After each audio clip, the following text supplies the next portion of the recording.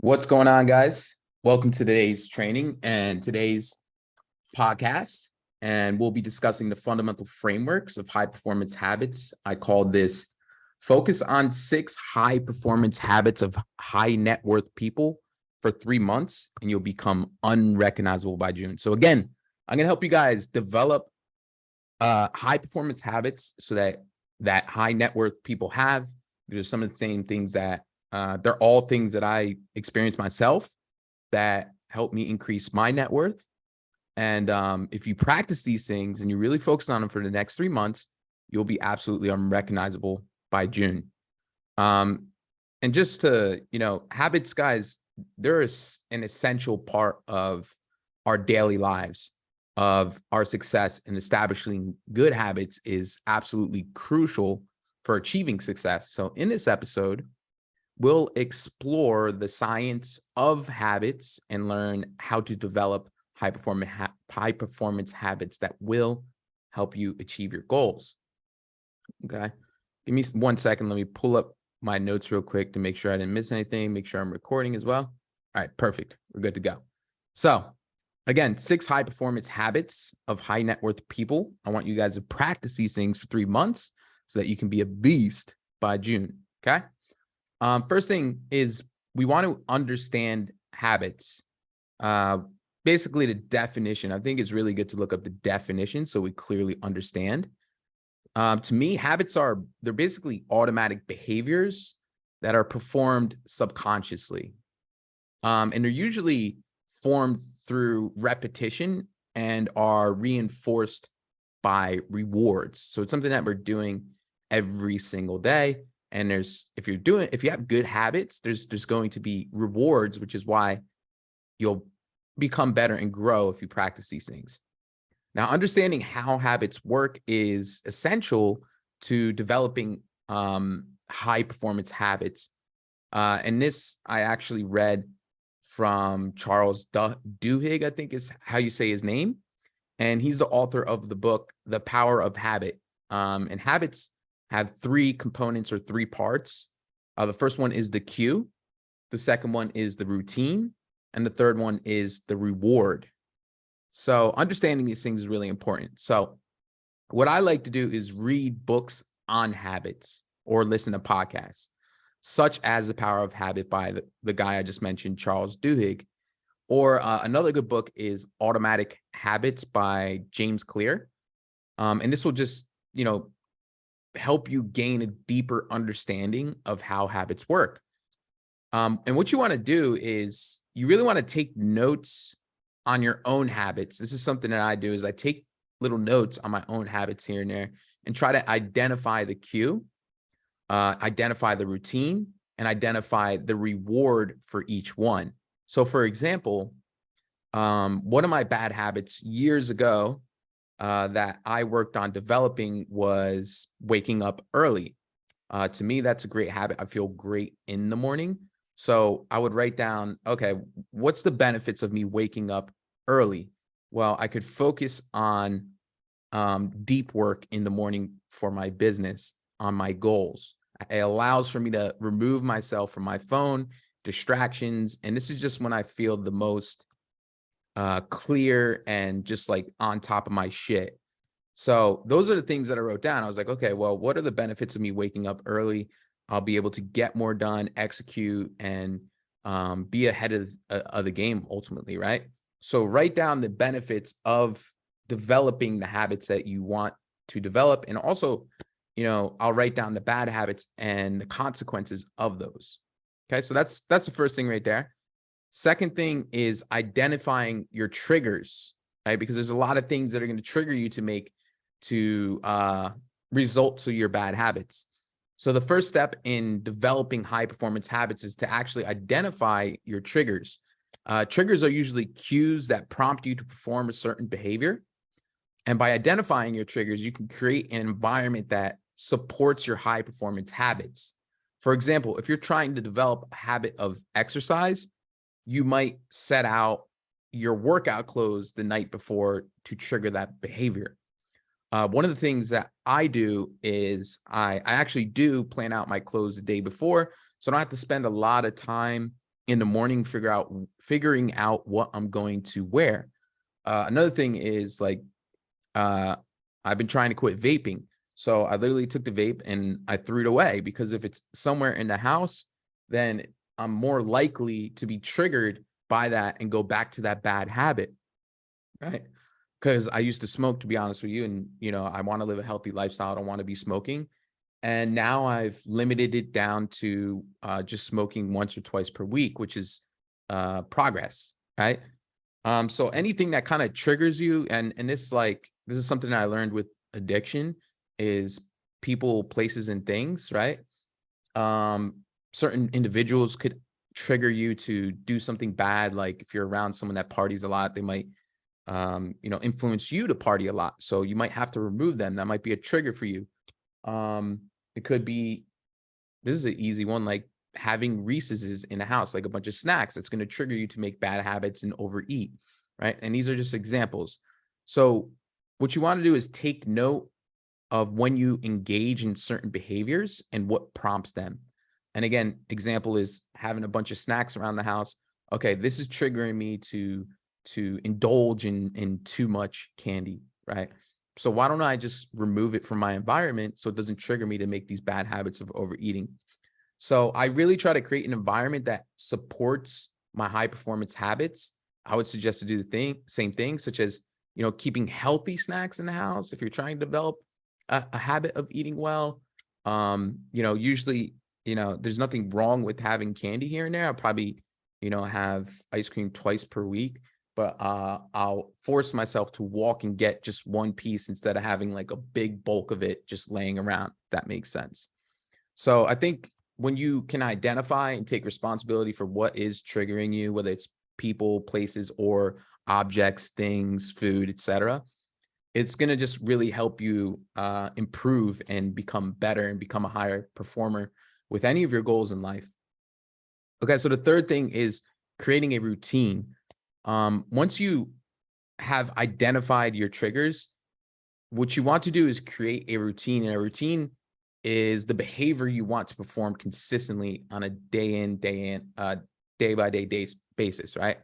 And it's important to make your routine just very simple, right? Just simple wins and fancy kind of like it fails. Like Alex Hormozi says with business, simple scales, fancy fails. I'm a big believer in that.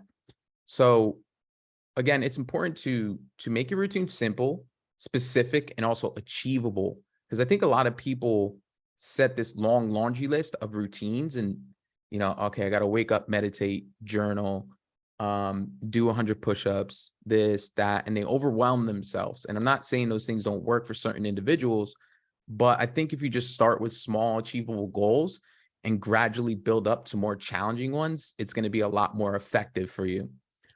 So start small and build up gradually. For example, if you're trying to develop a habit of exercise, start with 10 minutes a day and increase the time gradually over a period of weeks. If you're trying to build a business, start with, 3 pieces of content per week, and then gradually work to 4, and then gradually work towards 5, and then gradually work towards 7, and then gradually work towards 20, right? So make your routine specific and achievable. Instead of exercise more, go for a 20-minute walk every morning, right? And then you gradually increase that as it becomes easier and it becomes a habit for you ultimately. Okay. And this goes with business. This goes with anything. I always use fitness as a good example, or, related to business, because it's very similar. Your goals, they're all the same. Okay. The next thing is setting up rewards. I think rewards are an essential part of habit formation because it's going to reinforce the behavior and make it more likely to be repeated in the future.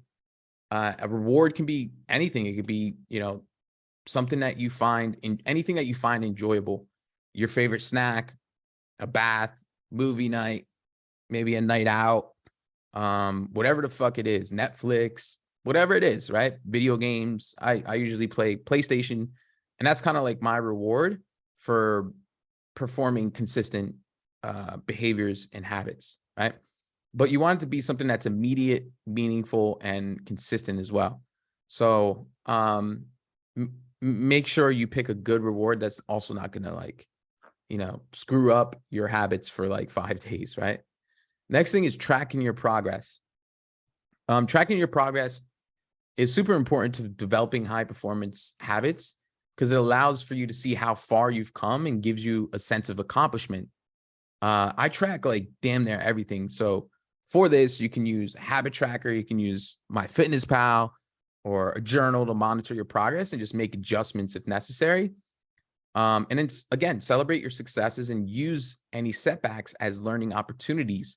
So, I mean, with business guys, data is very important, the things that you do on a daily basis. So I track all that progress, how many messages we send, how many calls we take, how many calls we don't close, how many, everything helps me improve and make progress. So I basically journal all that. I just do it on the computer. But the same thing with your daily habits of what you're physically doing, what you're emotionally doing, you can write them down and kind of analyze what's working better due to the changes that you have made, right? And so, track all your progress. That's why I love online fitness coaching, because when you do have a coach with you, they can help you track that progress and track the progress with you to hold you accountable to you having those habits. And that's like where a lot of the value with online fitness coaching comes from, because you as the online fitness coach, you are making sure they track their progress and you're tracking their progress with them to hold them accountable to make sure that their habits are developing and that they're performing better and that they're getting progress, not perfection. That makes sense. And a lot of people value that because they're not able to do these things on their own and they make quick, sudden jumps. And so that's where an online fitness coach comes in and says, hey, let's not make sudden jumps. Let's just track our progress. Let's make small improvements incrementally. And let's also reward you for that. Right. And that's the key to support and accountability right there, which brings me to the last one, which is stay accountable. Right. So a lot of people find it challenging to hold themselves accountable, which is where the value with coaches comes in. But accountability is key to developing high performance habits. You can't sit there and say, I'm doing everything I have to do. I'm sleeping on time. And, a lot of people find it challenging to say like they're really doing what they have to do. They don't take responsibility. So share your goals with friends or family members. If you can't hold yourself accountable, join a support group or hire a coach to keep you on track with whatever it is. Even if you're a fitness coach, you might need a fitness coach to help you improve and perform better, because maybe, there's things that you're having trouble with in terms of building habits. But whatever it is, just share your goals with others and ask for their support. It could be a friend. I've had friends tell me, hey, dude, can you, teach me this and also help me stay accountable? And, I'll do it.